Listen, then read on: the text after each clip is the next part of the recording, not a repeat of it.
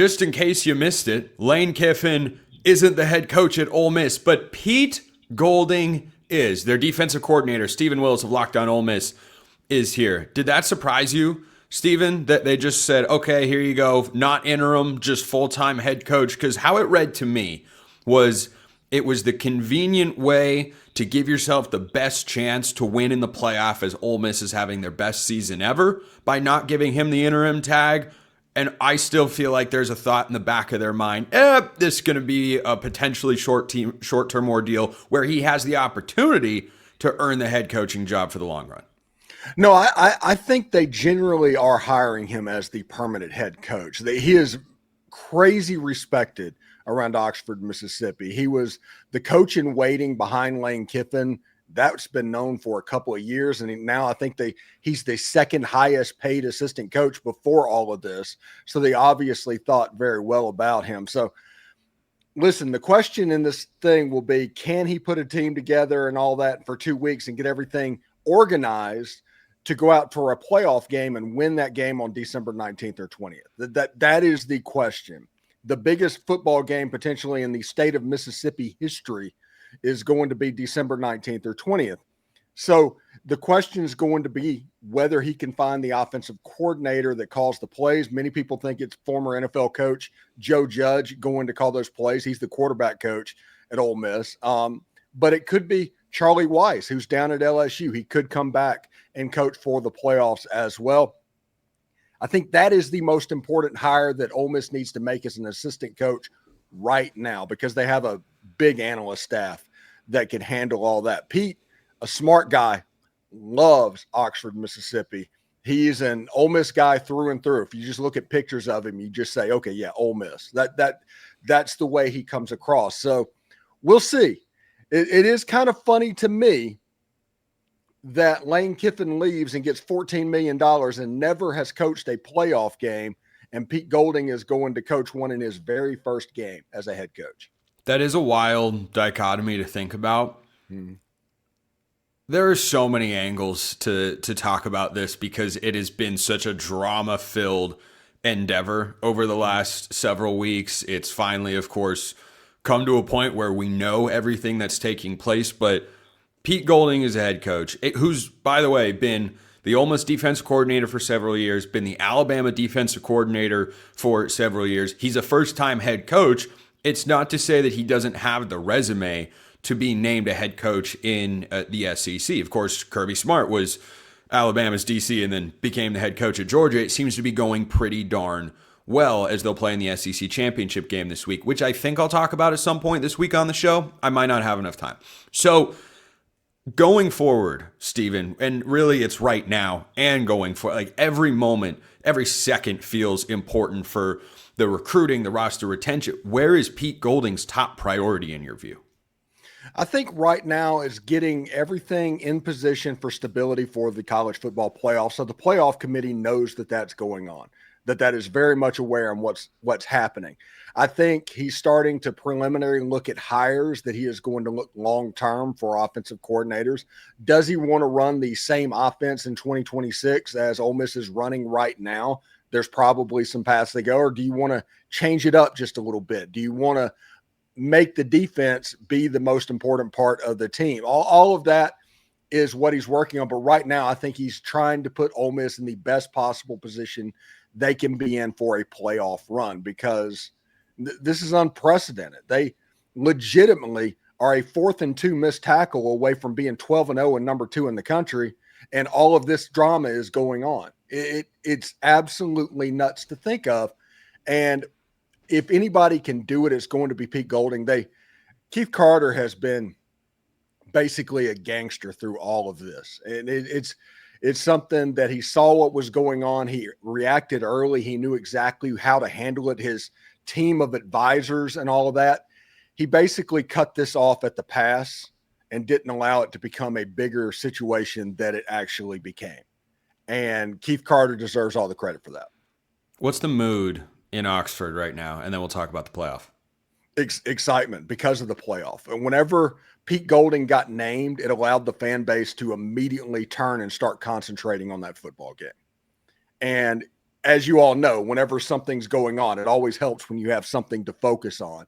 And that playoff game, there's going to be 70,000 people in that stadium. It's going to be a madhouse. It's going to be absolutely raucous. And right now, every Ole Miss fan is looking forward to that and a playoff run potentially.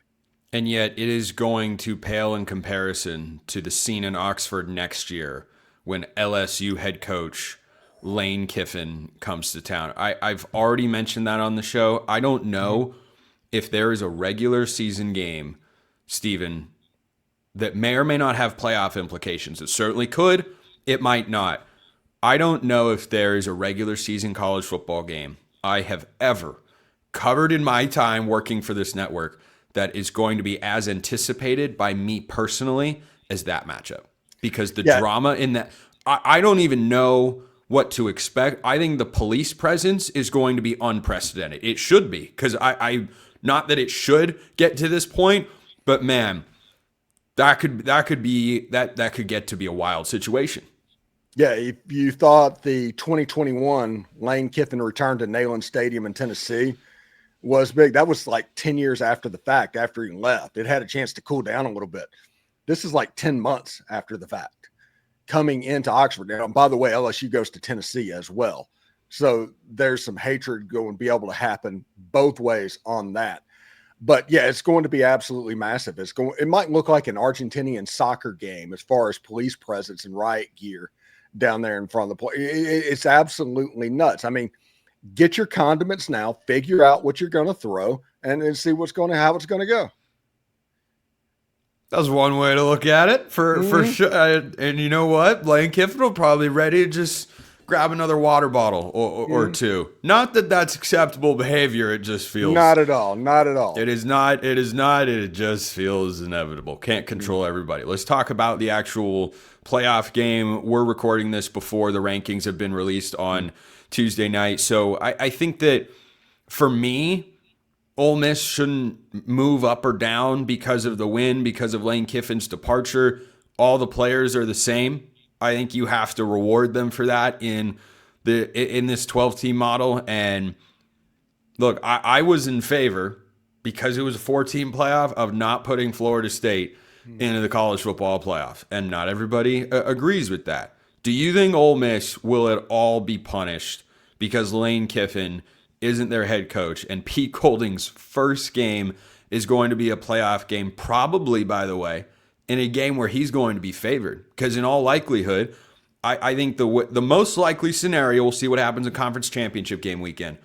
Oregon and Ole Miss won't move.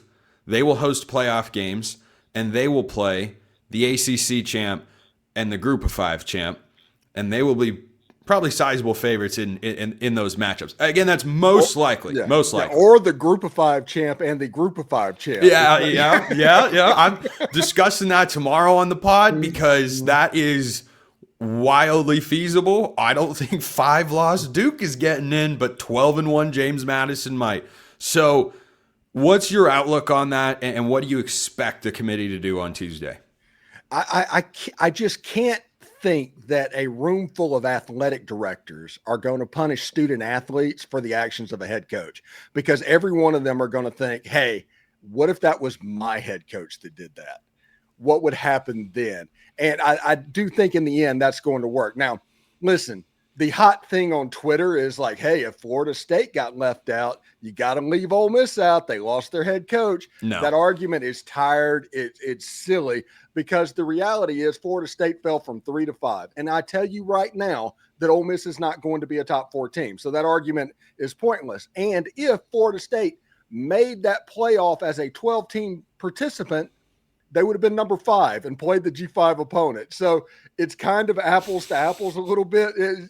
It's going to be fun, but it's going to be an absolutely massive game in Oxford, Mississippi. Like I said, they had 68,138 for Florida. They might break that record for that game if the NCAA, who's selling tickets, whatever, allows them to do it. It's going to be absolutely massive. I mean, our game time code's probably going to get used for first-time buyers, promo code Locked On College if you want to go and get $20 off. it's going to be fantastic, and all of the Ole Miss fans are excited right now. And it's not because you lost a coach that is good, because Lane Kiffin is absolutely good. Nobody's saying he's not. But Ole Miss fans now get to put aside the drama of a toxic girlfriend and actually focus on what's important right now. It's one of the wildest stories in college football in the last couple of years. I do want to close with this sentiment. I know Ole Miss fans don't really want to hear this. All of your anger can't be directed at Lane Kiffin. Most of it can. That's fine. Some of it has to be directed at the folks that have constructed this sport into a calendar that looks like this and forces this decision to be made now. This should all be playing out in February or the end of January once the season has been decided and we know who's won the national championship. If proper folks had their hands on the steering wheel, that's what would be taking place right now. I just got to put that out there. Here's the other side of that. This isn't going on with John Sumrall. This isn't going on with Alex Galesh. This isn't going on anywhere else than Lane Kiffin, who has emotionally terrorized the Ole Miss fan base for about a month. So that's the reason this is going down, because whenever you have 68,138 people, a record crowd for a Florida game, and you win the game, and the first response is, well, you should have been here last week for the Citadel game. Stuff like that is why Ole Miss fans are as mad as they are about this. It's not necessarily that he's happening or that he's leaving. It's how it happened. I get that. I'm just asking for a 5%, just 5%. 5% Ole Miss fans. I'd like your frustrations to be channeled towards, can we get a better calendar for the sport and avoid this? I mean, it's high drama. It's great for people like you and me. Things are going great, but on the whole, it's not actually good for the sport. If you're going to have a transfer portal window for players, have a coaching change window for coaches after the season. Boom. And put it at the end of January, and then signing day in February. Frankly, my ideal schedule. The season plays out towards the middle of January or so. You have a 1-week break, then the coaching carousel opens, and then you have National Signing Day sometime in mid-February. Then you open the portal, wait for it, pre-spring, and it's the only portal window. That's what that's what I would do. But what do I know? Steven Willis, Locked On Ole Miss. He knows a lot of things, and I don't know who's going to get hired to 2 other Power 4 coaching vacancies, including one in the SEC. Kentucky fired Mark Stoops. Do we even care?